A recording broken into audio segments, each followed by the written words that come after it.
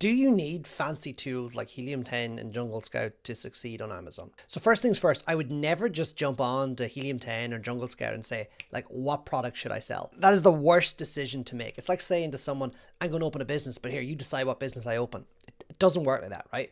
What I would do is do old-fashioned product research on Amazon. So I'd log into Amazon, go to bestsellers, keep getting deeper into the rabbit hole that is products on Amazon.